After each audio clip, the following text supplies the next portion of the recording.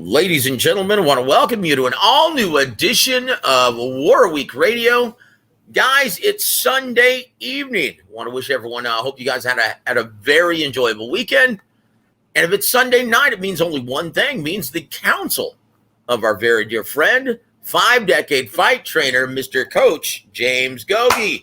James, how are you doing this evening, brother? Hey, Joe, I'm doing good. There were no fights this week. It was supposed to be they got Joshua. It was supposed to be Joshua. No, not Joshua. Wilder and Fury this weekend. Yep. We should be talking about Wilder Fury and who won that third, I guess, and finale, right? Yeah. At least hopefully finale of that long-awaited trilogy. We're supposed to be talking about that. Instead, we get a completely different level of heavyweights. Yeah. Joe Joyce, stopping Mr. Carlos Takam in the 6th round. Gogue, what did you think of this fight, brother? You know what, Joe? I like watching big boys as long as they fight. They were putting on a good show. Will any of them guys be heavyweight champion of the world? Probably no, not. But Joyce, like we talked about earlier, Larry Goosen, the Goosen family, who I used to, was my partner, we used to have some fighters together. And he also owned his gym up in Big Bear Lake, the first high altitude training center over there in Big Bear Lake, California. Where Golovkin trains now. Of course. Yeah, and De La Hoya and Mosley, everybody trained up there in the days. He used to tell me, he told me way back then when he had his gym over there, his camp. He goes, Gogue, there's 3 things you need to be. There's 3 things you need. 3 or 4 things you need to make it in the heavyweight division. I go, what's that? He goes, a good chin, being in top condition, a good punch, and a good jab. He goes, you have them 4 things, you'll go far in the heavyweight division. You ain't got to be, really talented athletically.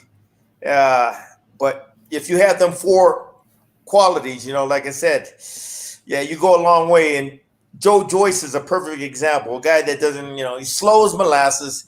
He puts his combinations together at 5 miles an hour. But he's a big, strong kid, good chin, good condition, and he's got a good jab. And he's a heavyweight. If he hits you, he'll hurt you. Like I said, like I just was saying to you, Joe, you got them 4 qualities. You'll go a long way in the heavyweight division. You might not be the heavyweight champion of the world, but you'll make money. And that's what I thought about that fight last night, Joe. They're second tier, what I'm trying to say. AAA heavyweights. They're not in the major, they're not up there with the big boys that can make some noise, make some big money. Yep. But Joyce, like I said, he's just, I used to talk about him all the time. He's terrible, slow, but he's got those 4 qualities, Yeah, he does. Absolutely. 4 qualities take you a long way, Joe, in the heavyweights. No, that's absolutely right. But I tell you what, Gogue, he better hurry because at age 35, he's one of the elder statesmen of the heavyweight division currently. Yeah. And again, in the outset, it looked like Carlos Takam was slipping and avoiding that jab and countering him effectively with the overhand right, as well as the left hook underneath. Gogue, talk about what can Joe Joyce do from this point forward to try and compete with the elites? Because if you stick him in the ring with the top 5 in the heavyweight division, boy, he's not looking. It's not very promising, Gogue. Well, what he does, Joe, like I said, he's in good shape. He got a good chin, and he's got a good jab, so he'll take him a long way. He'll give any heavyweight out there, problems, okay? Because he'll be able to take their best punches, Joe. He's physically strong where, he's durable where he'll be able to press them and, give him good quality rounds, even though he might take a lot of punches to the head. He's still, a force because his conditioning, Joe. You know what I mean? If you're in good shape, you can wear a good heavyweight down. Okay. Yeah. Especially if you got a good jab like he does. And you know what, Joe? He makes the best of his ability. Like I said, God didn't bless him with, spectacular talent like, that Jared Enos guy. But what he has, with the talent that God gave him, he makes the best of it. And I respect that. Okay, Joe? I respect that. He makes the best of his ability. Well, it's just as you said last week at the tail end of the show last week, Gogue, that hard work, determination, and great discipline is much more important in this game than actual natural talent. Oh, fuck. I'd take that any day. Joe Joyce, I don't know nothing about him, but it seems like he has those them attributes. Indeed. Well, he definitely doesn't have the natural athletic gifts, that's for sure. Oh, man. Or the natural athleticism. I'm 60 years old. I'm 60 years old, and I can throw my combinations faster than that slow horse. Well, I'll tell you what, Gogue. But congratulations nonetheless to Joe Joyce, the juggernaut. He remains undefeated, and he improves his record to 13-0 with 12 knockouts. Yeah, Gogue at 6'6". Heavy hands, because he doesn't really even seem to load up on any punches. He just touches you with it. Yeah, he don't need to. And his jab, Joe, he's got a very good, quick, sneaky jab, okay? That it's like getting hit with the right hand. So when he throws it, he didn't use, he didn't have much success. I didn't think he had a good amount of success with it yesterday, but against Dubois, he kept Dubois at bay with that jab. He controlled the tempo and the fight with that jab with Dubois, and he closed his eye, which made Dubois, quit when they fought. That jab just kept punishing him, where it just closed his left eye, and Dubois said, "No mas." Gogue, what did you think? And before we actually move forward and start talking about Crawford, Porter, and Canelo Plant, what did you think about the stoppage in the 6th round? Once again, Carlos Takam post-fight said that, no, I was still upright. I wasn't hurt. I was getting ready to fight back, and the coach or the referee in charge stepped in and stopped it. In your mind, though, Gogue, what happens? I mean, can you complain if you're a fighter and you're not throwing punches back, though? I don't know. The ref's there, man, to protect the fighter. So, commissioners nowadays, Joe, they're a lot more soft than the referees back then, who, you pretty much had to fight your ass off, even when you were really badly hurt, okay? The only way the refs would stop the fight back then is when, oh, my God, it was they know that you were getting your ass whooped so bad, they would just say, no more, no more. Now, you know what I mean? You get hurt a little, or you're not fighting back much, they'll stop it. You know what I mean? They don't give you they don't really give you a chance to come back, Joe. That's what I'm trying to say. Yeah, you know what I mean? Well, maybe I'm wrong, right? Maybe I'm wrong, but referee Steve Gray was the 3rd man in the ring last night. In my opinion, maybe he was a little quick on the draw here because he wanted to make up for the Lewis Ritson and kicking out the towel when they threw in the towel against when Ritson fought Jeremias Ponce. Good point, Joe. He probably got ringed by his bosses. Saying, hey, if you want more work, you better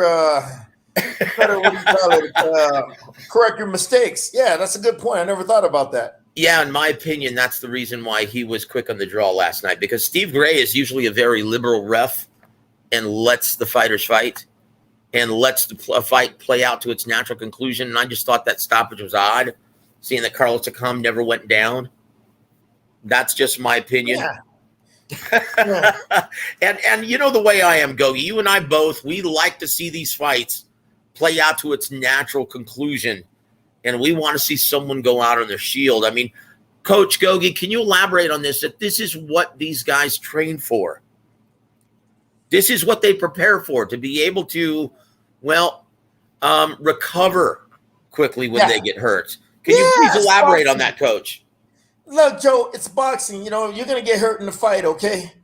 You're going to have tough times during the fight, but that's what makes boxing so intriguing is the ability of the fighter to have that mental intestinal fortitude, resiliency, toughness to battle back. When things ain't going right for you during the fight, okay, to fight back, to have that, to keep fighting with a high degree of urgency, of a competitive fire, a competitive spirit, to turn the tide. And sometimes these refs, they don't give you that chance. Nowadays, they don't give you that chance to turn the momentum around. Okay, look, Joe, they're heavyweights. That's right. If Takam would have hit him with a good shot, hey, it could have rocked Joyce. The fight would have changed. You never know. Okay. Gogue, and correct me if I'm wrong, but isn't that why we all started watching boxing in the first place? That ebb and flow that used to take place regularly in the ring. That's what makes the fight. Those dramatic rounds in which, you saw guys have to fight through adversity, that drama. That's what sucked us into boxing in the first place, isn't it? Man, look, Charlo fight was a perfect example of that, okay? It was back and forth. Then, Jermell turned the tide, going down the stretch. Hurts Castano a couple times, had his legs wobbly. Everybody was like, okay, everybody was all excited, think he was going to go for the knockout. But Castano, he bit down, kept his composure and poise, okay, and survived that storm and came back in the next round, you know what I mean, to battle back and everything. So, that's what people want to see. That's what I call a fight, Joe. When both guys have their moments in the fight, when both guys don't have their moments in the fight, but they battle back through adversity. Okay, they battle back. That's a fighter, Joe. That's what I want to see, a fighter. Okay. And once again, guys, that's what these gentlemen train for. Yeah. They train their asses off for months to prepare for the rigors of battle and to be able to recuperate quickly. Coach, I don't understand. Let these guys prove themselves. Let them prove their mettle. Yeah. That's what the fans want also. And let me ask you something, Coach. How do you feel about this? Is the very first time, I think, very first generation of fans that actually kind of stick up for that kind of conservative judgment from the ref. I've never seen another generation that will consistently stick up for the more conservative referee. And hey, they always use the same, hey, you live to fight another day. These fans nowadays, man, they're too soft. Okay, Joe? They're too soft. Girl Scouts. They're Girl Scouts. Well, hey, at least the Olympics are on right now. Maybe they can just watch women's gymnastics or women's tennis. They can watch women's tennis and women's soccer. Okay. Oh, dude. Well, I tell you what, guys, we want to thank Mr. Wayne Hennessy for joining us this evening. Thank you for joining us, brother. If you have any questions for Coach Gogue, please let him fire, guys. We'll announce them on the air. And also our brother Scalebender, thank you for joining us, my friend. He says, Coach Gogue, they can watch ping pong instead. Women's ping pong. Oh, my word. I tell you what, guys, but we have a lot to cover, and we still have about 45 minutes left on the program for Gogue.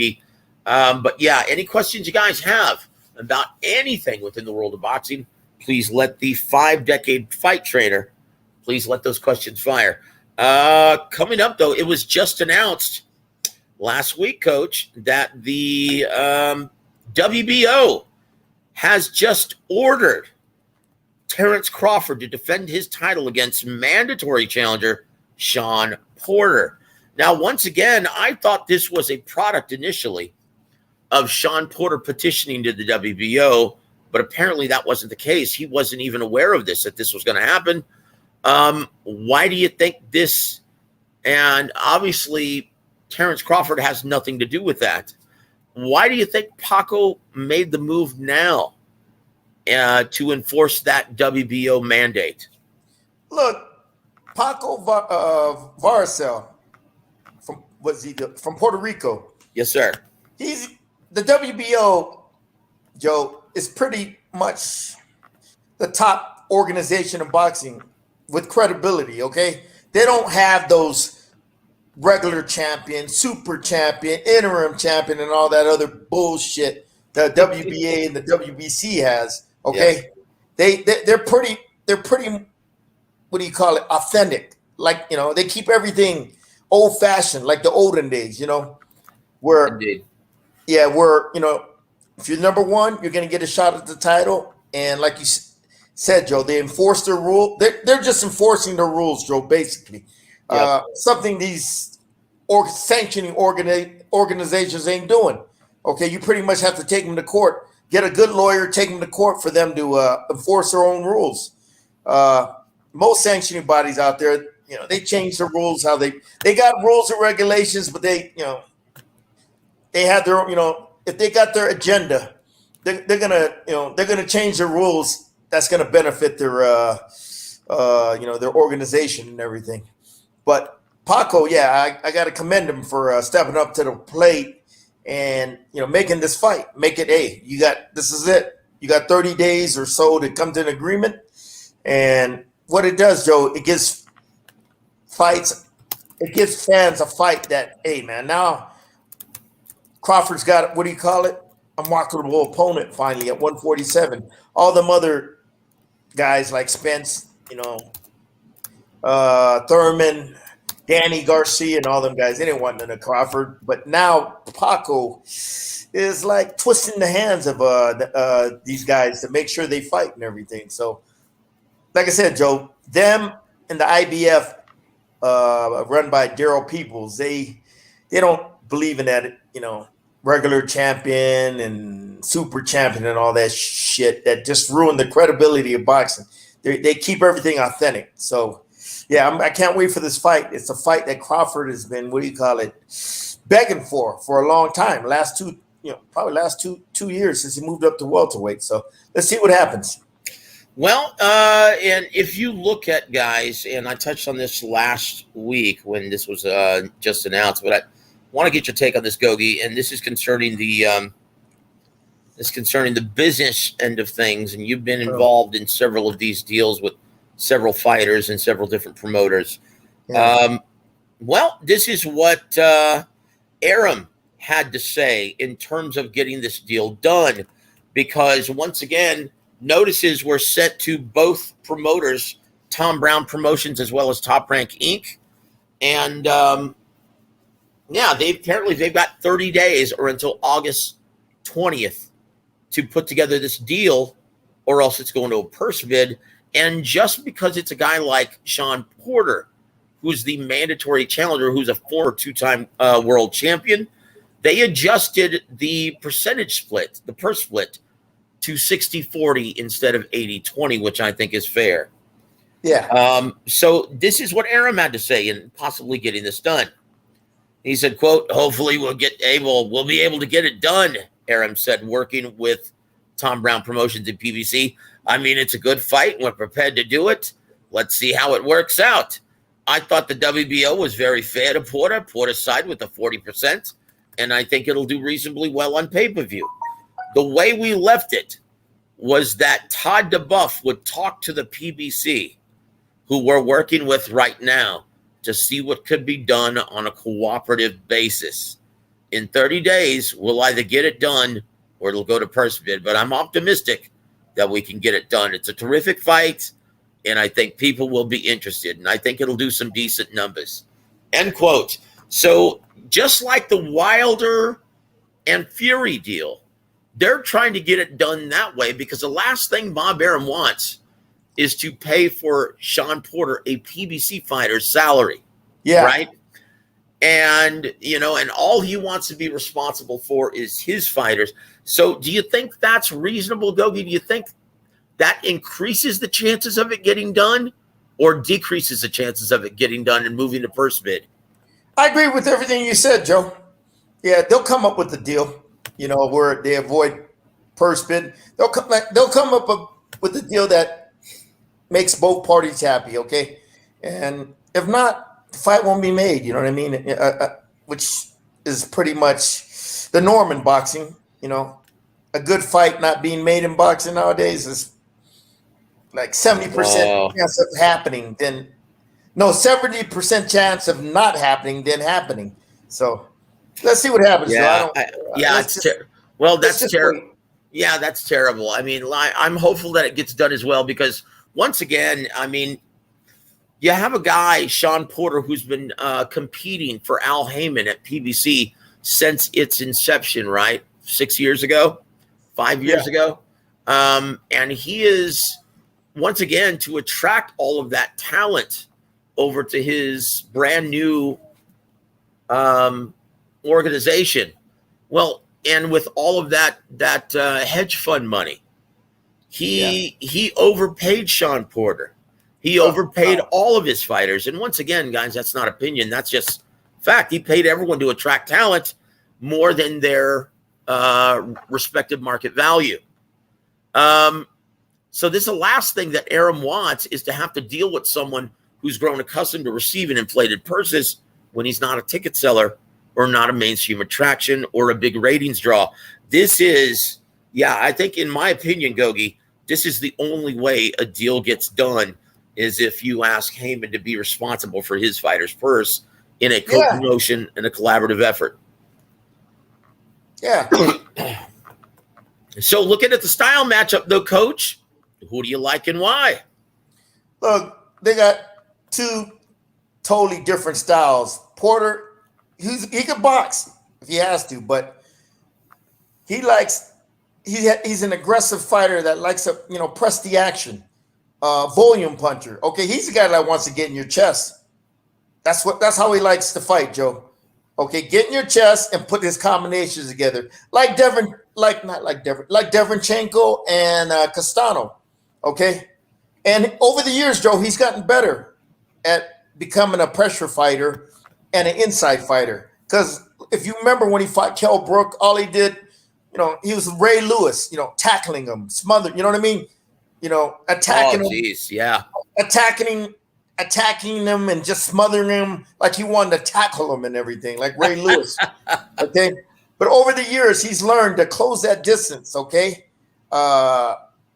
Intelligently, meaning keeping his distance inside, not smothering his opponent, okay? Not tying up his opponent and wrestling with his opponent. And once you get your distance right and you keep that space good, then you can put your combinations together. And over the years, he's shown me that he's improved in that area, which I thought was a weakness when he fought Kell Brook.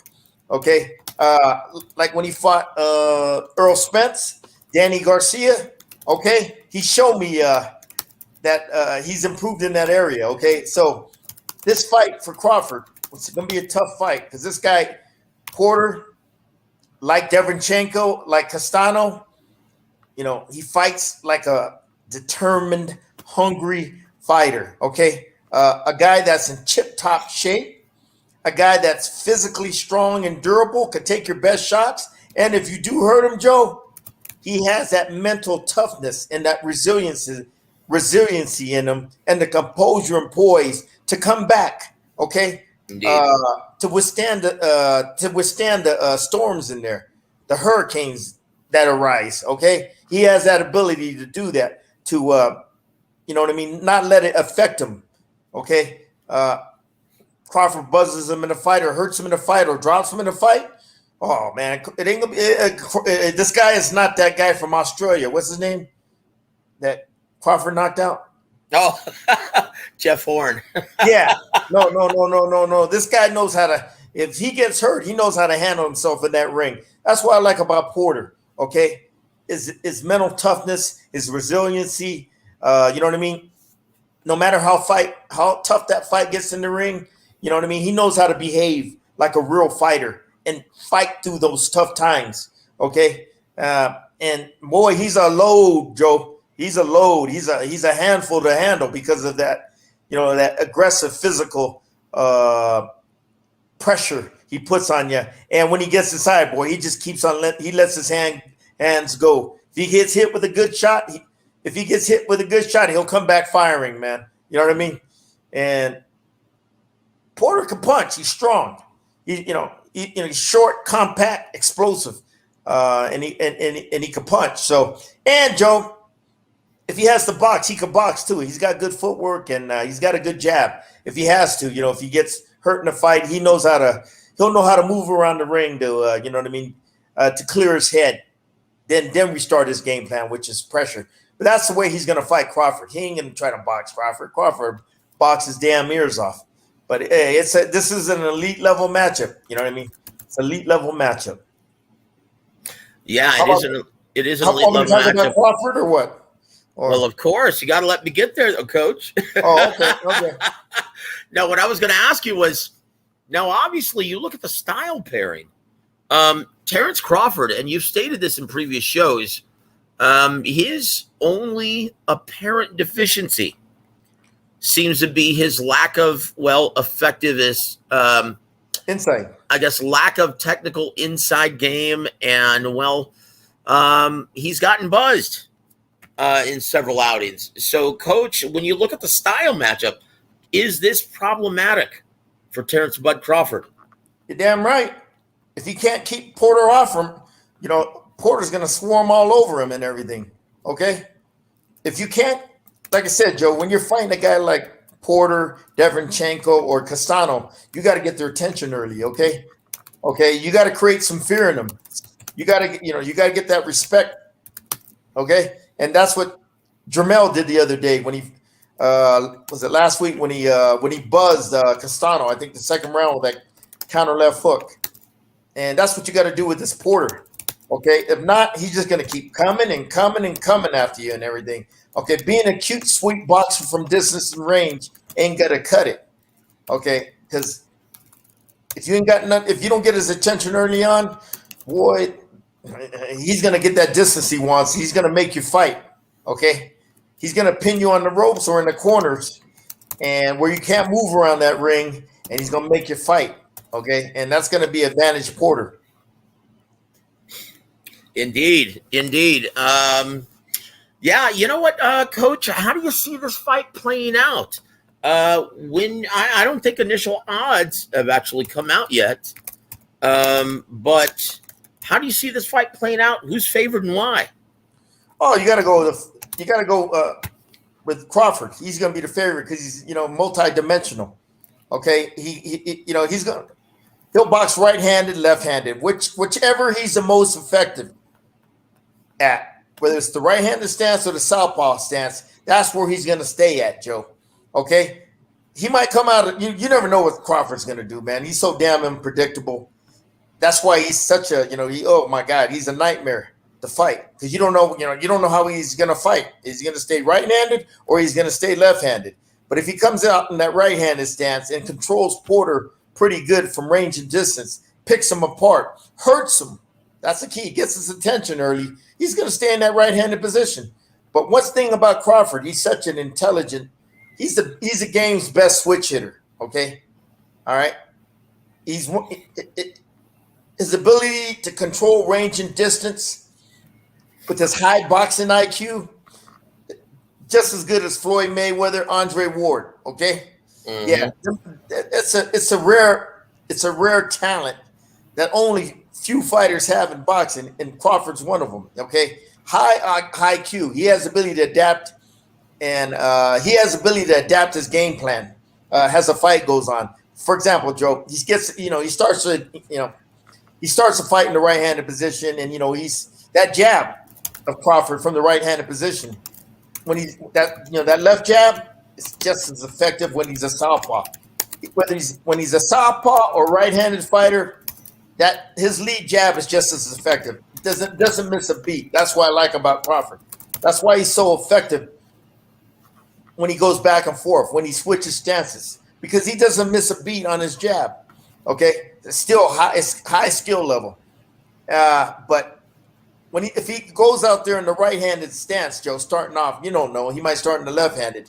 But if he's controlling Porter with that jab and he's boxing him beautifully, countering him beautifully.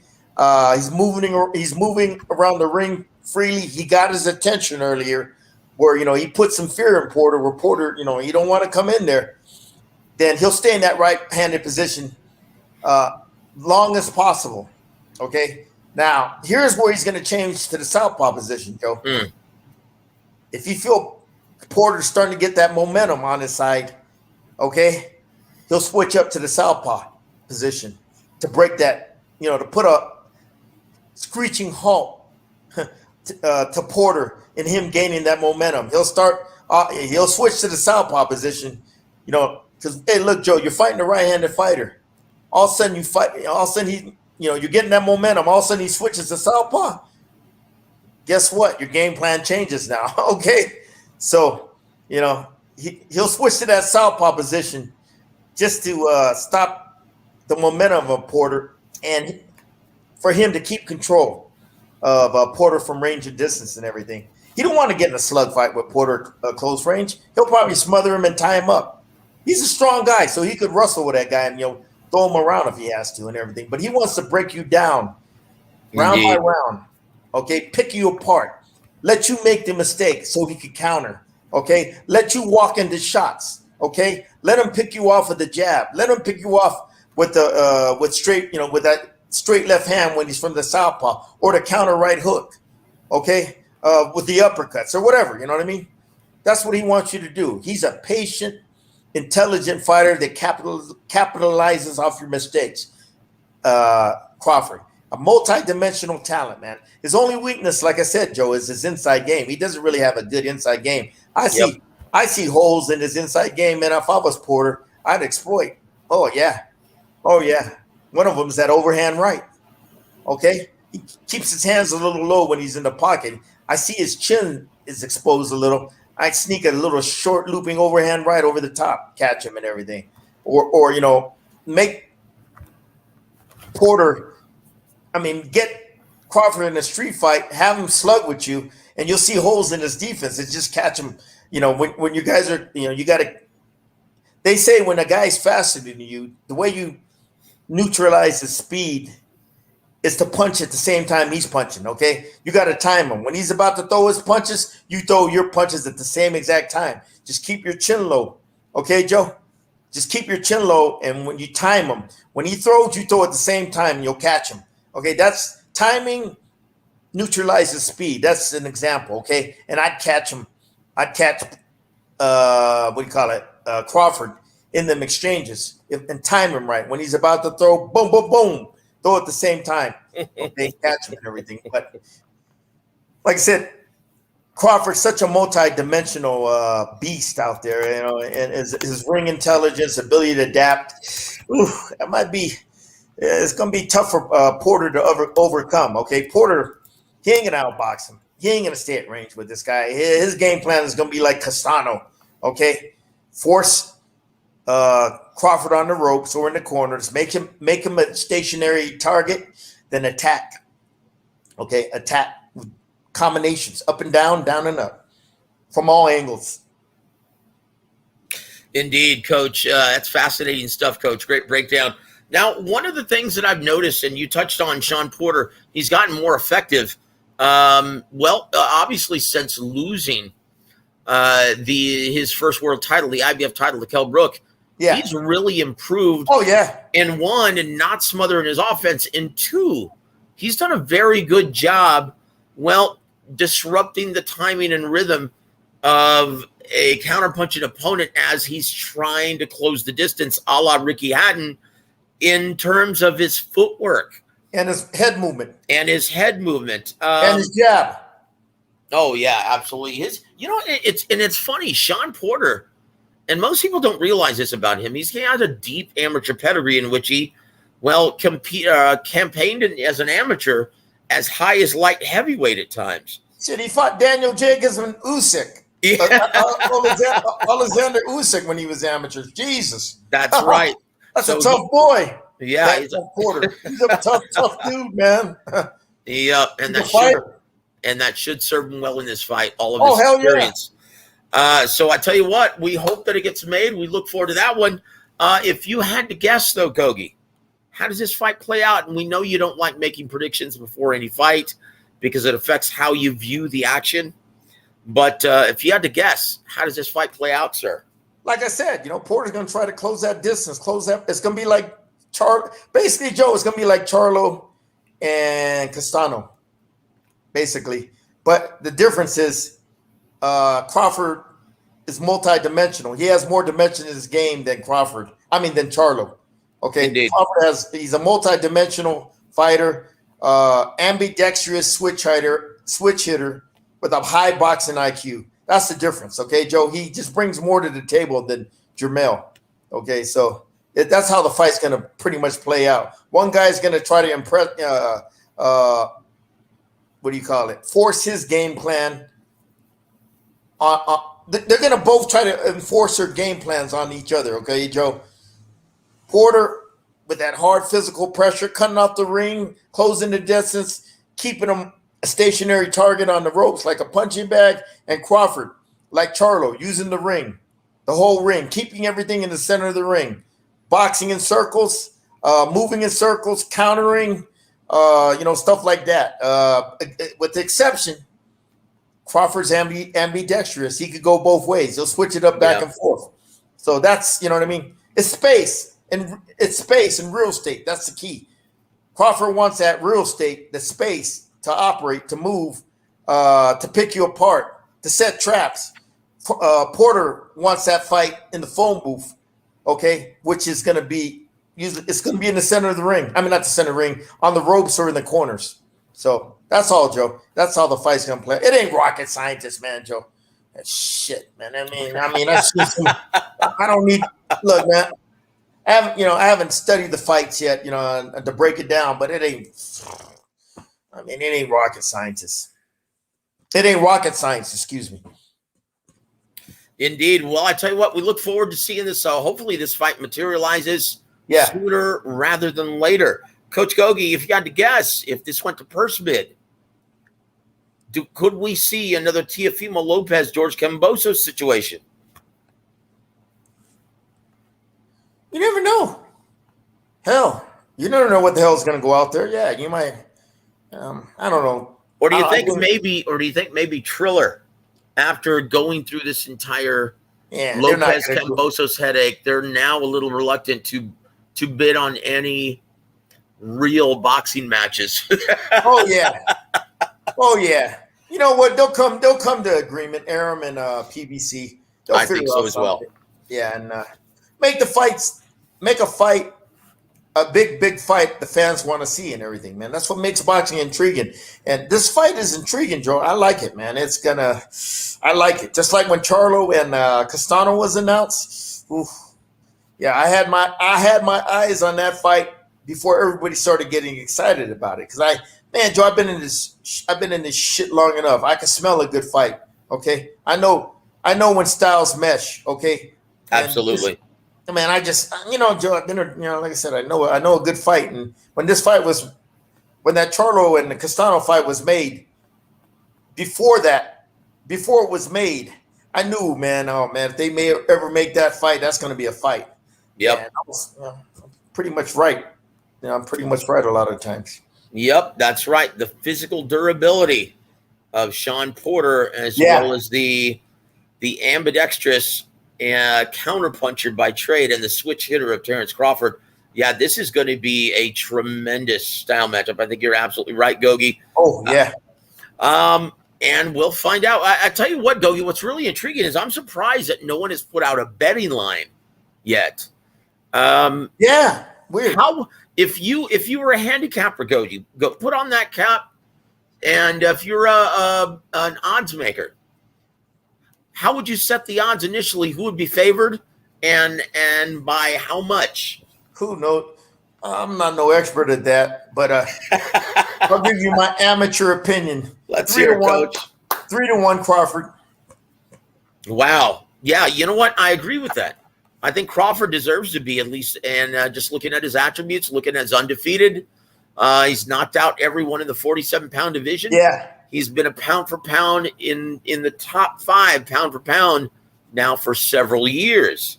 Yeah.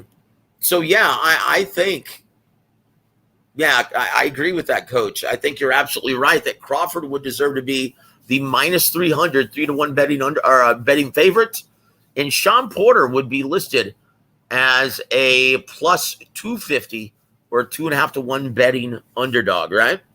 Yeah. So yeah, this ain't gonna be, man. Fuck the odds. This is a tough fight.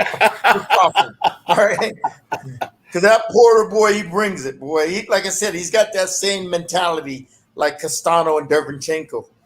A tough pressure fighter, a strong, tough pressure fighter that's in tip-top shape with a good chin is gonna give you a tough fight. Yeah. Yeah, unfortunately for the fans, Crawford's a dog. He's not going to wrap you up like an octopus like Kell Brook. Yeah. He's going to fight you on the inside, or at least he's going to try. Well, I don't think he'll, like I said, Joe, he can't go tit for tat. If the fight goes in the pocket, he can't go tit for tat like Earl Spence. Earl Spence, his skill sets are made for trench warfare, okay? Yep. He's better suited in the pocket.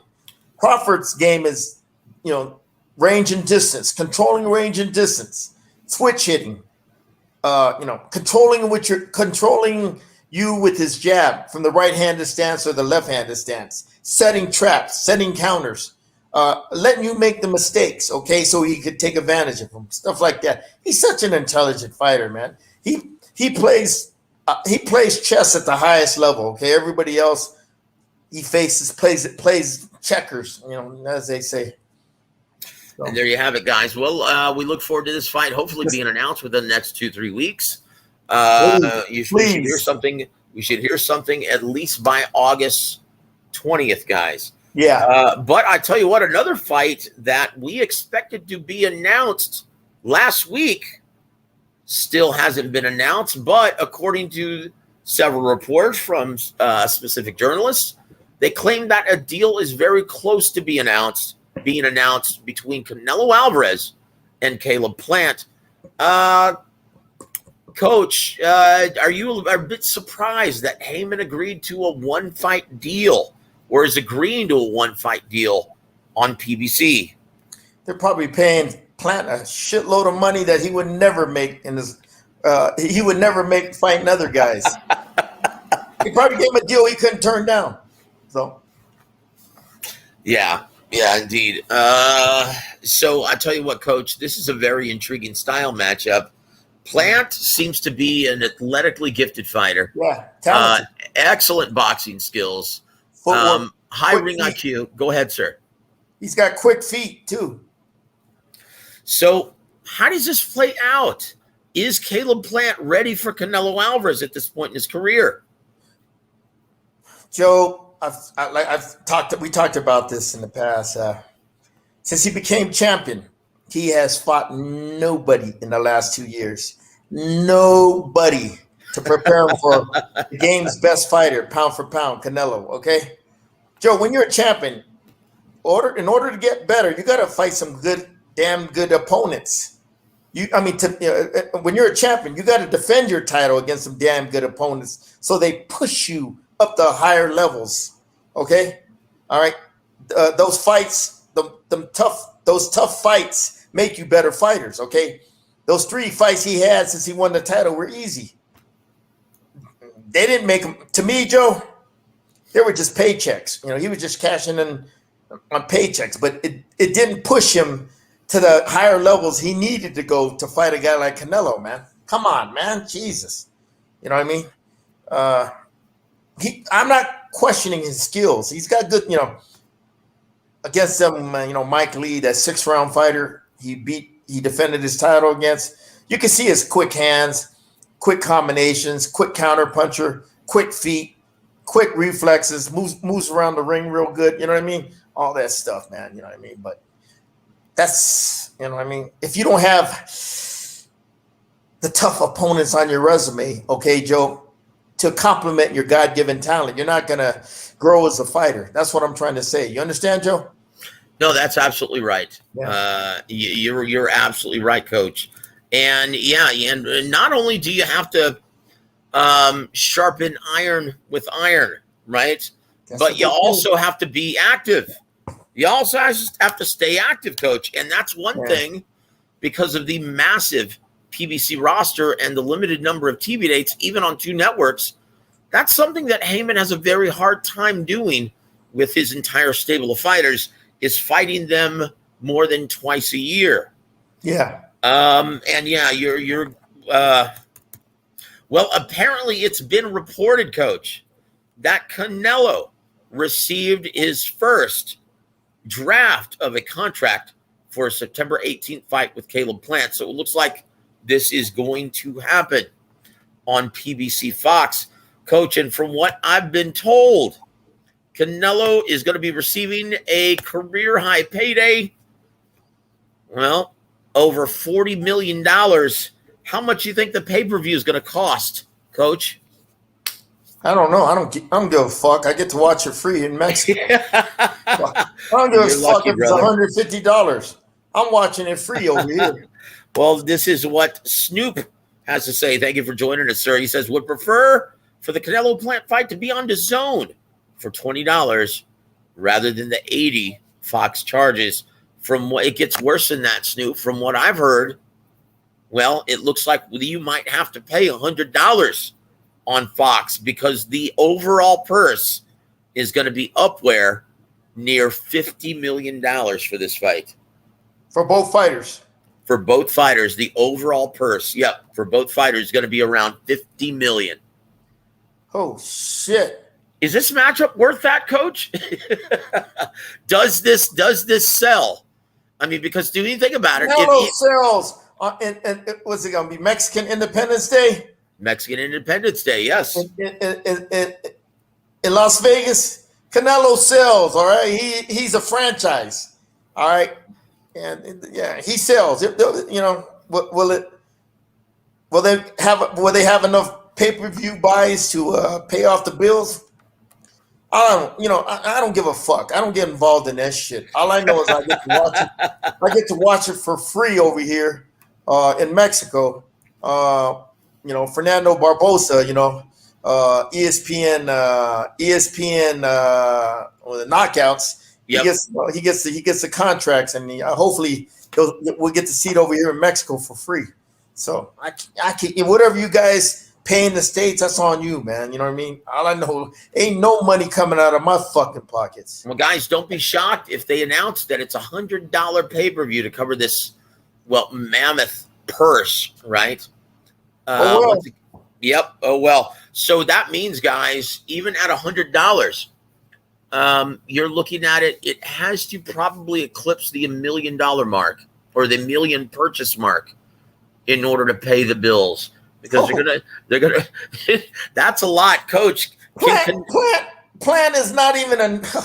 Exactly. Plant don't even have a name, man. That's why I asked you: is this matchup going to be able to pull this off?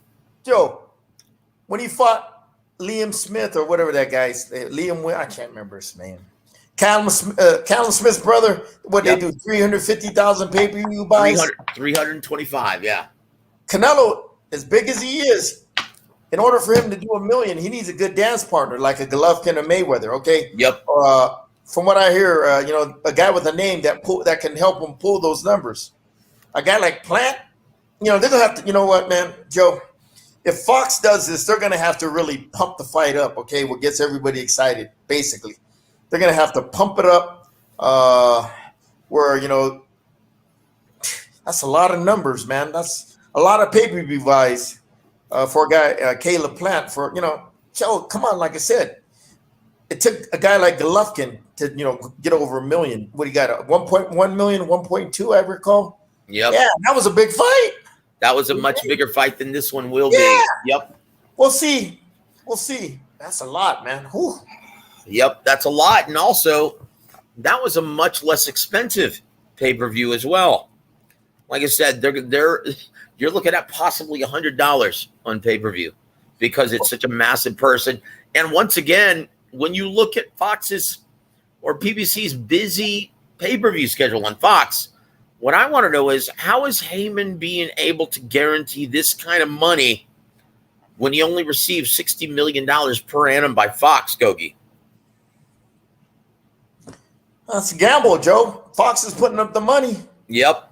You know, they got deep pockets, so it's a gamble. We'll see. So you've got now, and once again, this is the final year in his contract with Fox. And and so you've got a big risk in Pacquiao versus Spence, a big risk in Canelo versus Caleb Plant, and a big risk in Wilder versus Tyson Fury. Three huge purses. So yeah, this is what? The real winner is Canelo. He's getting a career high payday, and he ain't got to worry about all that bullshit. You know, he ain't got to worry about driving the pay per view numbers to pay his purse. His money's guaranteed, man. So all the pressure's on Fox and Al, and for them to sell it. Me, honestly, Joe, I can't see him do more than 750,000 buys for this fight, if that. Yeah, in this era of piracy, illegal streaming, it's the biggest problem in boxing. I don't think, to be honest with you, Coach, because it's Manny Pacquiao's last fight, very well maybe. I think Pacquiao versus Spence actually does better than Canelo versus Plant, in my opinion. You got two named fighters at least. That's right. You've got two draws. That's exactly. Right. You right now you just got one draw. Who's going to carry the show? The other one, you know what I mean? He got a belt, but he did nothing. He's done nothing in the last 2 years since he won the belt to increase his marketability, his exposure. Well, we'll see, though. We'll see. We'll see. Snoop asks, any credence to the industry rumors that PBC Heyman was able to have Canelo's guaranteed amount through a loan? This is the final year in his contract with Fox. He's cashing out. So, Coach, do you have anything to add on this? Hell, I don't know. That's the first I knew of it. I have no idea. All I know, hey Snoop, all I know is it ain't my problem, man. It's their problem. They gotta figure out how they're gonna pay the bills, man. I just want to see a good. Hey Snoop, I just want to see a good fight. I can give a shit about all that other stuff, man. You know what I mean? That's hey, you want to be you want to live in the fast lane. You want to make the big money. These are the kind of risks you got to take. So that's right. And there's a saying that Emmanuel used to say, right? If you're afraid of heights, don't try reaching the mountaintop. Yeah, and that's it. Yeah. So these are big boy issues. These are big boy problems. Yeah, bigger than my pocketbooks. God bless you, Gogue.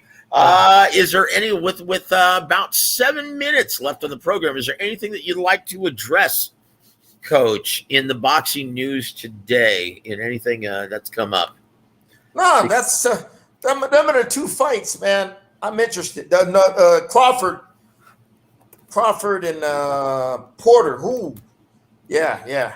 And that Canelo, every time he fights, he's must TV, must see TV. So, hopefully the fights get made, and then we got two more great fights on our schedule, along with that Wilder and Fury fight, which is coming up in October. So, it's Pacquiao, Spence, Crawford, Porter, Canelo, Plant, and did I miss one, Joe? Missing one. Well, August 14th is going to be a big day. You've got on August 14th on DAZN, it's going to be Virgil Ortiz versus Igas Cavallasquez. That's on free DAZN. That's a great fight. That's and then on Showtime, you've got Rigondeaux versus Casimero. That's another great fight. I would have much rather seen Donier versus Casimero, but this is still a great fight. Rigondeaux at age, whatever he is, 45, 46, he can still punch. Hey, Gogue, before we let you go, bringing up Rigondeaux, what did you think of the WBO and Paco Veracel claiming that, no, this isn't a unification bout? I'm sorry, we are not acknowledging Guillermo Rigondeaux's WBA regular championship. Like I said, Joe, They enforce their rules. They run their organization like it should be run, like the olden days, okay? They didn't start creating all these belts, these bullshit belts like the regular champion, the interim champion, the champion in recess, the super champion, the gold champion, okay? So they could get those, extra sanctioning fees, so their what do you call it? Their bank account gets fatter, They didn't do all that. The WBO, they still follow the old school style of of the way a sanctioning body should work. Now, like I said, Joe, that's why boxing, boy, it's lost a lot of its credibility. To me, it's a fucking phony baloney sport. When I see two guys that claim they're world champions and they got a regular belt, get the fuck out of here. You know what I mean? To me, that's bullshit. Or the way Devin Haney got his championship belt, he didn't even have to fight for a title, and they gave him a belt, and now they're calling him a world champion. Oh my God, you know who the real world champion is, and that's the Teofimo Lopez, of course, who beat the world champion Vasil Lomachenko. So it pisses me off. Like when they're like Mario Barros, they were saying he's a world champion, and Josh Taylor is the one that proved that he's the undisputed champion of the world, or what do you call it? There's so many, Joe, with them bullshit belts, and they call themselves world champions. Fuck out of here with your bullshit, phony baloney shit. Well, I tell you what, going a little bit further into the business of boxing, Snoop brings this up, Coach. He says, "I don't care personally about personal finances of fighters, but lately, it's becoming the sole reason why fights don't happen. If the WBO didn't apply the special exemption for the 60-40 for Crawford, then they wouldn't be fighting either." That is absolutely good true. Point. Yeah. Excellent observation. Yeah, good point. You're right, Snoop. Yeah, you're right. But here's the reason, though, sir. Here's the reason why it's the sole reason why these fights don't take place lately. Because most promoters, including Bob Arum, well, once again, the only way this fight gets done, if it's in a co-promotion or a collaborative effort, and Heyman actually guarantees his fighter Sean Porter's purse. Because if Bob Arum had to pay $3 or $4 million for Sean Porter in order for this fight to happen, he never would have done it. He would never do it. He just let it go to purse bid. Yeah. So, and once again, the reason for that is, though, and I can't stress this enough, guys, is because of piracy. He has no confidence, because if it's a purse that's that expensive, he's got no choice but to put it on ESPN pay-per-view. And right now, he has absolutely zero confidence that fans are going to purchase something like Crawford Porter. Joe, I can't argue with you. I agree. So if you had to guess, Coach, because yes, this is more than likely because of the expense, how expensive this purse is, and because it's going to be in a co-promotional effort, well, Heyman's got to get paid Heyman's got to, I guess, try to make back his investment somehow. So once again, if this is a collaborative effort, this has to go on ESPN pay-per-view, and it's more than likely going to be a purse that is hovering between $8 and $10 million. If you had to guess, Coach, how does this fight do on pay-per-view, ESPN, Crawford versus Porter? Joe, I already said that. They'll probably do a collaborative, maybe Fox pay-per-view too. You know what I mean? I don't know. No, I mean, what numbers? I mean, what numbers does it reach? How big of an audience does it have? Is what I'm asking. Man, I'm an amateur, but I'm pretty accurate. I figure that's why I'm asking you, Coach. You're always accurate. But these guys, reps and all that, they never did big pay-per-view numbers. 150 to 200. Wow, you think it's that conservative? 150 to 200. I'm being nice, Joe. Fuck. Fuck. Shit. Yeah. Oh, guys, I love it, man. Boy, I tell you what, guys, Coach Gogue never holds anything back, which is why we love him on the show. Guys, if you have anything else to... hey, Joe, what were you saying? I'm It's sorry? piracy, man. You think people don't want to pay for that? Come on. Piracy.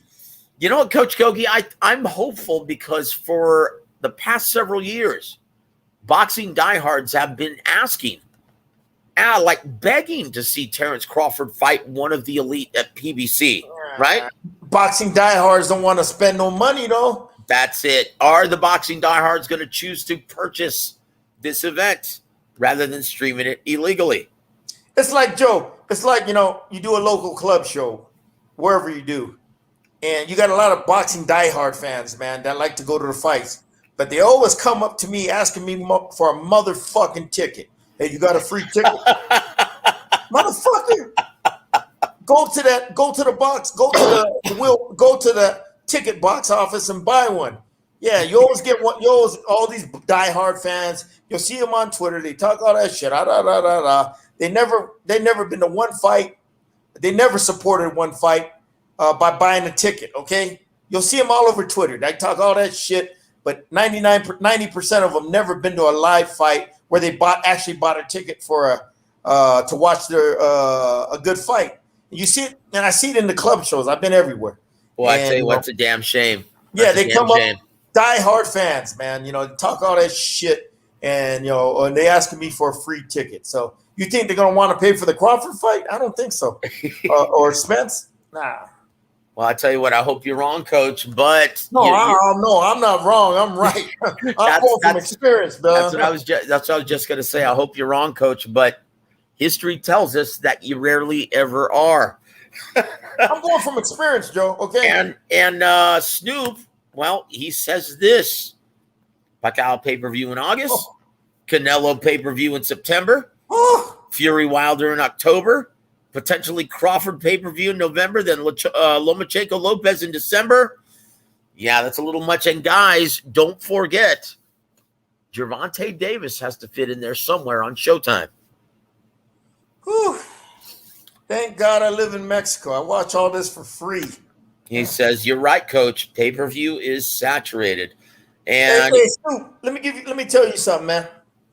Don Chargan, the great Hall of Fame promoter Don Chargan, who I've known since the early '80s and everything, and you know what I mean. I learned the business for him when I started training fighters. I got to work with all his champions back in the days. What he told me was, before he passed away, he probably like 10 years ago. He passed away 3 years ago, probably like 10 years ago or longer than that. He said, man, pay-per-views are supposed to be fights that are special. Okay. Yeah. Special. Okay. Not now because of greed. All these fighters and promoters, they throw great matches, but they're not pay-per-view worthy. And they make them pay-per-view, man. But he told me, back in the days, before pay-per-view, Snoop, boxing used to be on closed circuit. Okay, if you wanted to go watch a fight, you had to go to your local bar or convention center or whatever to watch a great fight. Example, Hagler Hearns. You couldn't watch it at pay-per-view at your house, so you had to go to a big place where they were showing it, closed circuit. Even De La Hoya, when he fought Chavez the first time, that was closed circuit. Okay. Yep. Sugar Ray Robinson, fights that were closed circuit back in the days. He told me Don did a few of those for Sugar Ray Robinson and everything. But yeah, they were special matchups. Okay. Yep. Now you got great, good matchups, but they're not Duran Leonard. That was number one. Duran Leonard won. That was a special matchup. That was mainstream. I remember that. I was a high school. I just got out of high school, and that fight was made. Everybody was talking about that, Joe. There was no social media. You know what I mean? Mm-hmm. It was all over radio, newspapers, TV. Everybody was talking about that fight. The whole country. It was a Super Bowl, man, Joe, and no social media. So if it was mainstream, it was going to do good. And I just remember the intensity, the anticipation of that fight, before it was going off, man. You know what I mean? All the Latins were going for Duran. all the African Americans were going for Leonard. You know what I mean? Because it's ethnic. Nothing racist, but ethnic. You know what I mean? And all the Latins. I remember all the radio shows I was listening to. They were making their case why Duran was going to win, and all the African Americans were making their case why Leonard was going to win. But you know what I mean? Fights are not won on TV, on radio shows or TV shows. They're won in the ring. And That's right. Duran, he came out determined. Nothing was gonna stop him. There was no way he was gonna lose. And oh man, what a fight that was, Joe! 15 rounds, same day weigh-ins. Oh, what an intense war back and forth. Joe, remember what you talked about? You talked about earlier in the show about the ebb and flow. Yep. The momentum. Why we became fans in the first place. Yep. Exactly. That's why you become fans. The ebb and flow, the momentum changes, and that's how it was in the fight. Oh, what a fight, Joe! And I know. Breathtaking, Coach. Breathtaking. That was special. Do you remember how much fun closed circuit used to be? Oh, it's like you were at the fight because you were at the fight. It was a huge crowd. Like they would stage closed circuit in small auditoriums that seated like sometimes up to 2,000-3,000 people. Yep, like in 1985 when they showed Hagler Hearns, they showed it at the downtown Memorial Auditorium where they did all the real boxing fights, where Don Chargan did all his fights over there. That's right. They showed it over there, and that place was freaking packed, over 4,500 people. Yep. They had the big screens out where everybody could see it. You know what I mean? And this is what's wrong, right? Closed circuit, and back at the day, tickets were affordable. Tickets were $25. Yep, they were very reasonable, and you got to see it in front of a large audience, rabid audience. It was like you were at the fights. Everybody it felt, because of the crowd noise, it felt, because the energy of the room, it felt like you were at a fight. Man, I remember Hagler. They're both woken. You could cut the intensity with a knife, and the anticipation. You know what I mean? Then after round one of the greatest probably the greatest round in middleweight history. Everybody in the Memorial was just freaking. They just went berserk. It was like you were in a fight, so it was no different, Joe. Yep. That's what I think. Fights, cut that. How you eliminate the piracy? You go back to closed circuit and make people go to the auditoriums. You know what I mean? That is a great idea, Coach, because right now piracy is pretty much here to stay as long as it's on pay-per-view, right? Yeah. And you know what? I'm sorry, but the prospect of going out to a small auditorium and watching it in front of a packed house of fans for less money seems like a much better deal than just staying home paying $80 to $100. Yeah. But hey, Joe, I remember when Salvador Sanchez fought Bazooka Gomez in Sacramento. They had a downtown convention center. I didn't go to that fight, but friends that went there, they told me, man, the intensity, Puerto Rico and Mexico. Oh yeah. A lot of Puerto Ricans, a lot of Mexicans were there, and that anticipation for that fight happening, boy. Joe, there were special fights, okay? All right, they were special, and that's what made a pay-per-view. That's what made pay-per-view special. Remember I was saying Don Chargan told me they should be for special occasions. That's now they right. Make Caleb Plant and Canelo. Once again, Coach, and this is the sad reality of boxing today, the business of it. They're having to put these events on the pay-per-view revenue stream out of necessity because these fighters, they want these massive guarantees that aren't indicative of their respective market value. Yeah. A guy like Caleb Plant demanding probably $10 million for this fight. God bless him. Hey, God bless him. He got it. So God bless him indeed. Well, I tell you what, Coach, unfortunately, we look to the boxing schedule. Well, not much coming up until August 14th after the Olympics. Oh, yeah. Because of the Summer Olympics, Coach. Yeah. Next week, though, you've got Eddie Hearn and in his backyard. Conor Benn versus Adrian Granados in a step up somewhat for Conor Benn. Do you like this fight on July 31st? Conor Benn versus Adrian Granados. Adrian, man, I like Adrian. He's a tough little bull, man. You know, he gonna come fight you. You know, that's the way he is. He's not blessed with the talent like a Castano, Porter, Devonchenko, but he fights with a similar, aggressive style. Wanting to knock you out, wanting to hurt you. Mm-hmm. But Ben, he looked good his last fight, man.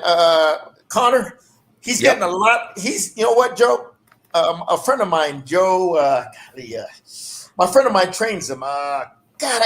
Tony Sims. Yep, Tony Sims. Tony Sims, great trainer out of England. Okay, he trains him, and he's done an excellent job of developing this kid who was raw and green when I first saw him a few years ago. Of course, with Eddie's matchmaking and promotion, you know what I mean?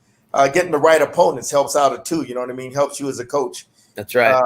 Hey, Joe, I don't give a shit how good a coach you are and how good a fighter you have, even if he's green. If you don't have the right promoter getting you the right opponents, it's hard to develop your fighter. That's right. Matchmaking is everything in this industry, Coach. It's hard to develop your fighter, man. If you have a good talent, but he's raw, you still got to get him the right opponents to develop him, to develop his skill sets over time. But Tony's done a great job, and that guy right now, because of the way he looked his last fight, he's fast, explosive, throwing, just putting his combinations together nicely, and he shocked a lot of people when he stopped Vargas, who's usually durable. So I like that. Conor Benn. His dad was a hell of a fighter, Nigel. Of course. Oh, yeah. Hell of a fighter. Nigel Benn. Yeah, but Conor, it was Tony. Yeah, Tony's done a good job, and Eddie's did a great job promoting him. But Joe, guess what? They fight. They're still fighting in England. They haven't until you come to the States. That's when you prove yourself. They're fighting in the comfort. They're fighting in the protection and the comforts of their backyard. Okay, literally this time. All right. Now, until he comes over here to America, you don't know how good a fighter he is. But I'm pretty sure that's going to be his next step in his development. How old is that guy, Joe Ben Conor? I'm not sure, Coach. Let's look it up. Is he 24, 25? I will tell you definitively in just 1 second. He is 24 years old, sir. Oh, yeah, 24. Young kid. You could develop him another year. You could develop him another couple years. You know what I mean? That's right. He's still 26. No, he's 24. Yeah, but you develop him a couple more years, season him right, and he'll still only be 26 before he fights in a big fight. That's absolutely correct. Yep. Patience. Yeah. That's right. It's a lot better to take your time than to, do it too quickly. No, and ruin your fighter's career. Go ahead, sir. I got a kid right now. He's 26 years old. He's 5-0. You think I'm going to rush him? Fuck no. I'm going to take my time. You know what I mean? I don't give a shit, if I got to wait till he's 29 years old before he gets into 10 rounds or 30 years old, okay, till he gets into 10 rounds. All right? To me, his age don't matter. It's doing it the right way and developing him right, okay? Okay, when you usually get a fighter as old as my guy, man, you got to move him fast. You got to move him fast. He's got to fight in 10 rounds in 3 fights. You don't know. I take it fight by fight. If he's ready in 10 fights with me to fight in 10 rounds, we'll do it. But if I got to wait, I'll wait, man. Whatever, I'll wait if he's 20. I'll wait till he's 28, 29, 30. Whatever he's ready, he'll be ready. Okay, Joe? You just can't forecast the future. You got to go by fight and see how, watch his progress. Coach, this is something I'd like to bring up, and this is a huge problem at the local and regional levels. And it's a racket in which these half-wit trainers and wannabe promoters, they will actually use these hardworking young fighters in what most people call no-hopers, and they will just sell them out and use them to take a nice weekend vacation somewhere at the expense of their fighter getting their ass whooped. Yeah. This is kind of a big problem, and obviously you don't share that sentiment. You're not going to put your fighter in a fight if he doesn't have a chance to win or at least make a good showing of himself. And unfortunately, there are a lot of wannabe promoters at the regional and local levels that will just sell their fighter out just to try and get in good with a major promoter and to, well, get on TV. Yeah, them guys had, look, I've been, like I said, I was fortunate enough to learn from Hall of Fame Don Chargan how to develop fighters properly through the ranks. Don't rush them. Like Don used to tell me, when they're ready, but don't rush them. Don't try to, what do you say? Oh, a year from now, he's going to fight here. 6 months from now, we're going to fight here. We're going to fight this. You don't know. You got to do it fight by fight. And Joe, these developmental fights is, you're finding out a lot about your fighter, the skill sets he's missing, his weaknesses and deficiencies you need to improve on and stuff like that. Okay. That's right. It's like, you take a young baseball prospect through the minor league system. You don't rush him to the major leagues. You let him cultivate his skills at the minor league level. It's the same philosophy that Bruce Trampler, Hall of Fame matchmaker for Top Rank, uses. The same exact philosophy. Brad Goodman. They're the best matchmakers in boxing. Brad Goodman, he's the best. He knows how to pick the right opponents for every stage of your career. Oh, yeah, he's good.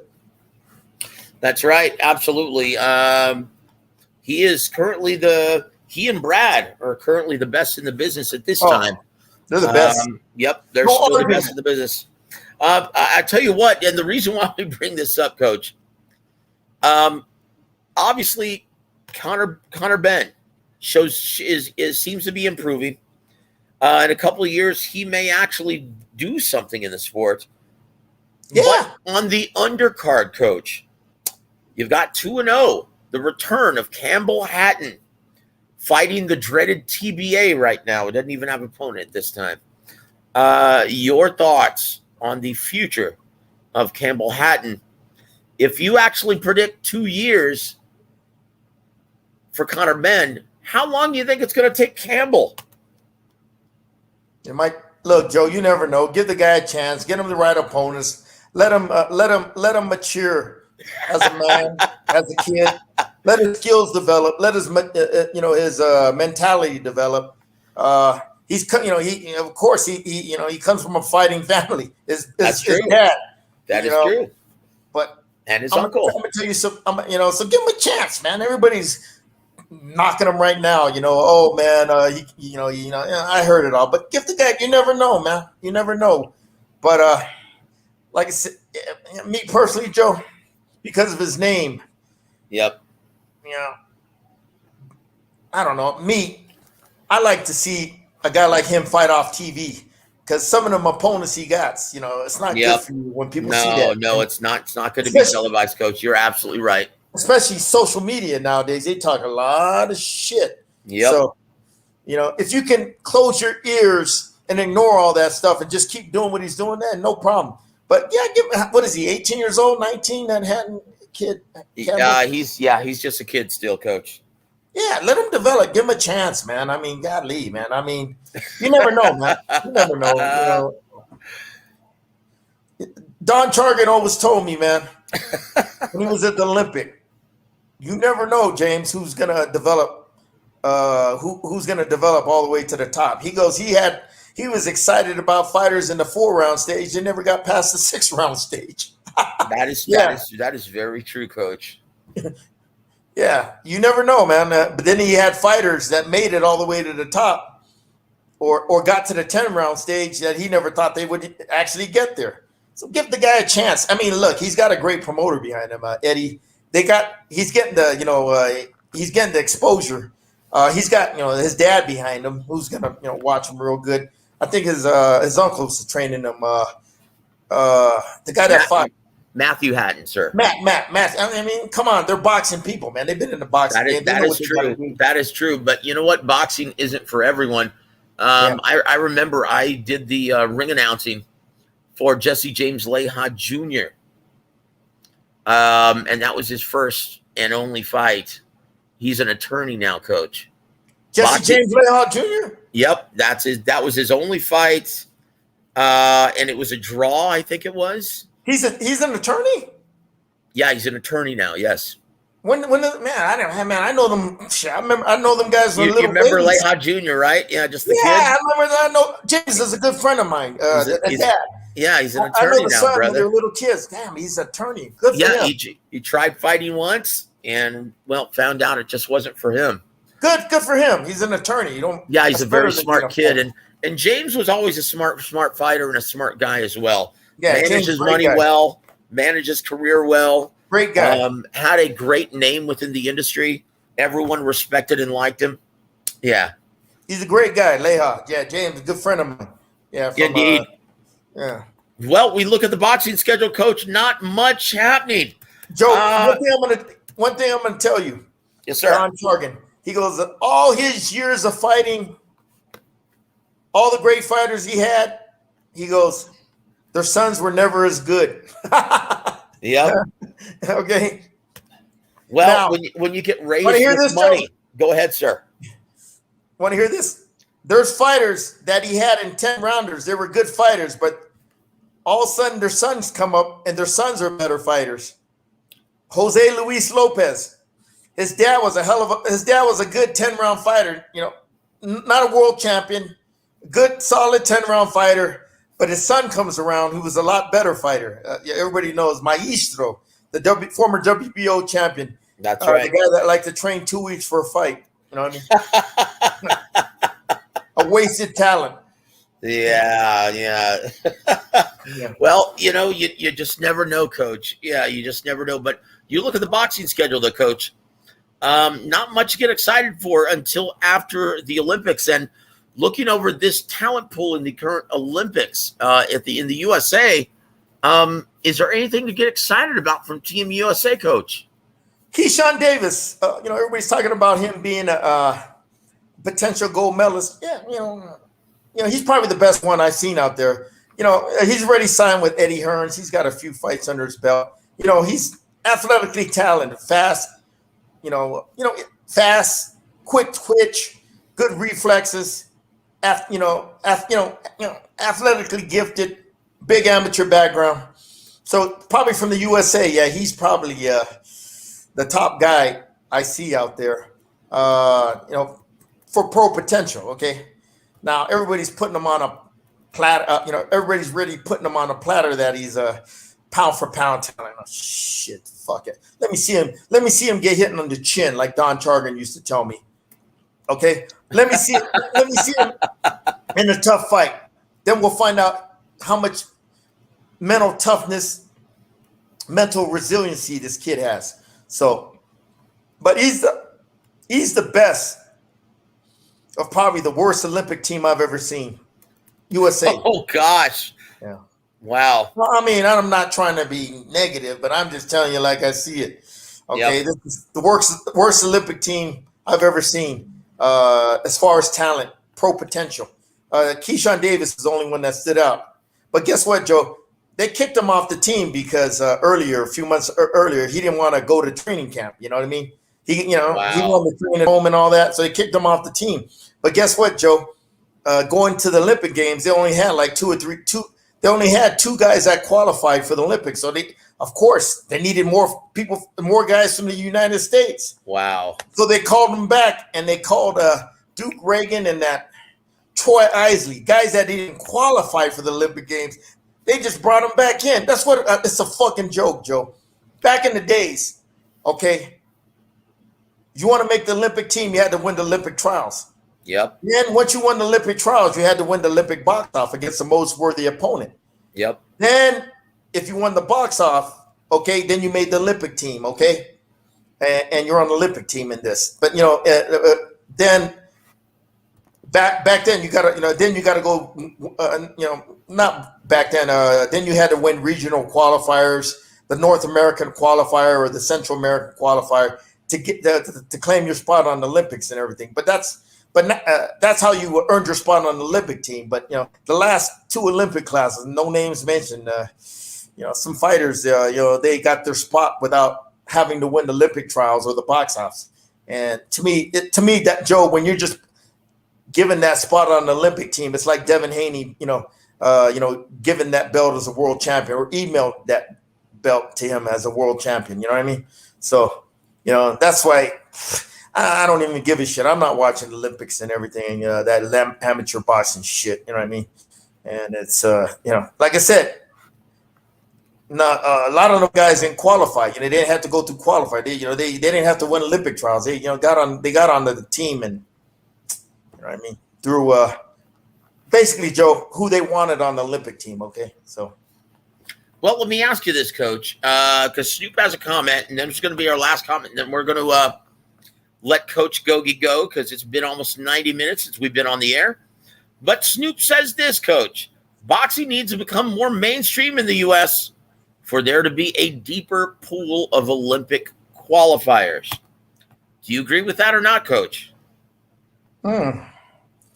Well, it's getting more popular, Joe. You're seeing a lot of gyms pop up all over the United States. Okay, when more gyms are popping up all over the United States, more fighters are.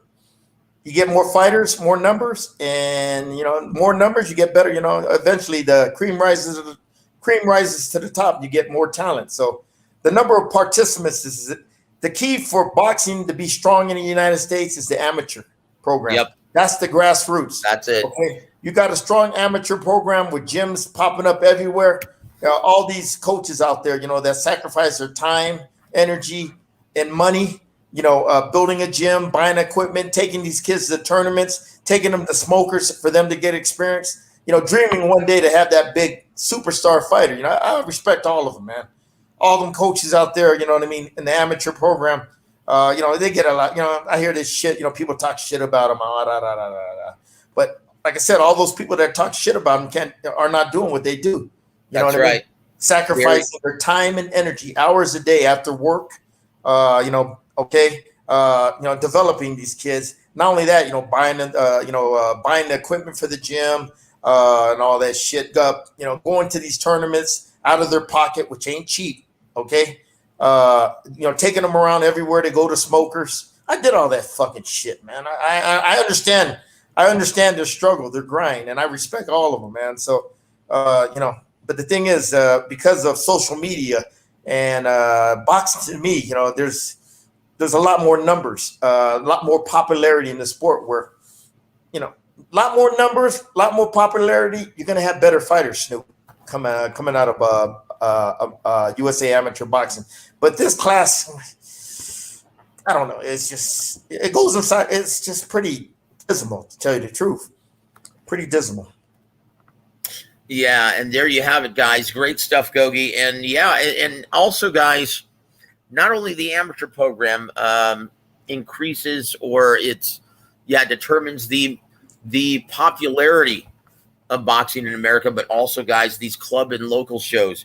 Guys, support your local club shows, your regional shows. That's how fans are made, guys. And it just improves the sport, guys. So, Coach Gogue, any parting shots for our listening audience before we bid everyone a wonderful Sunday evening? No, nothing much.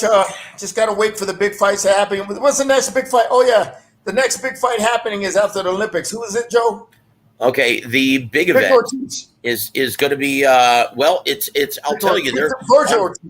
I'll tell you on 4 different networks, Coach. August 14th, you've got Josh Franco versus Andrew Maloney on ESPN with Arnold Barboza versus Antonio Moran.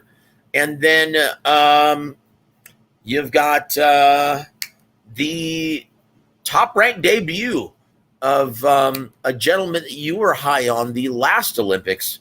What was his name? Carlos Balderas. Yeah, I'm interested. Yeah, I'm interested in his progress, see how he does.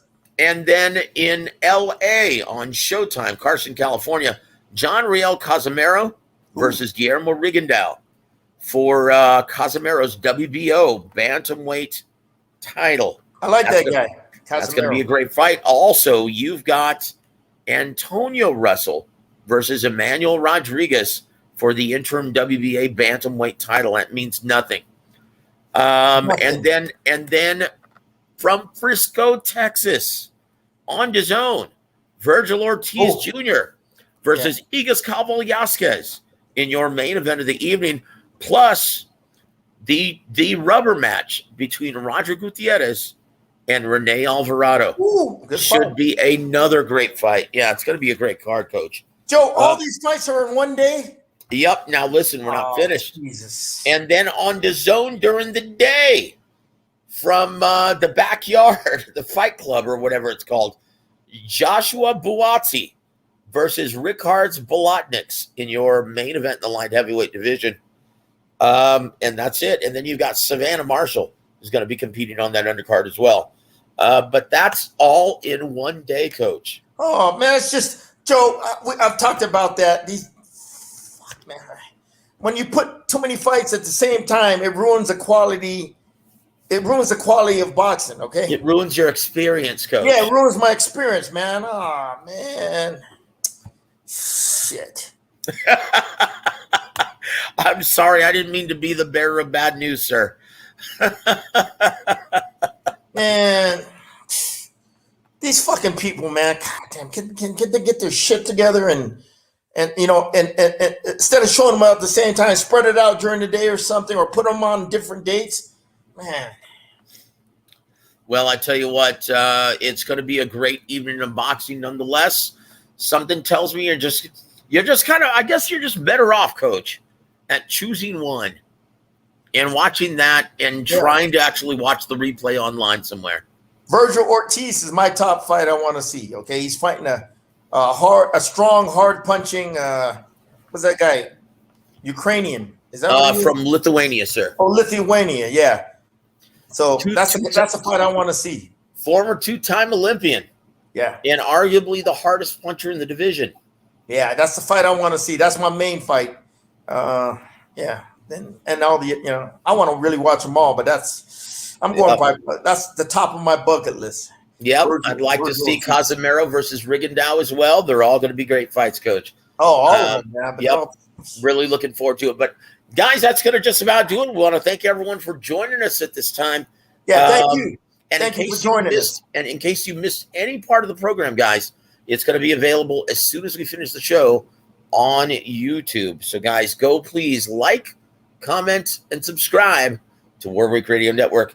But that's going to just about do it. On behalf of Coach James Gogue, I'm Joseph Heron. You've been listening to Warwick Radio Network. Have a wonderful Sunday evening, everybody.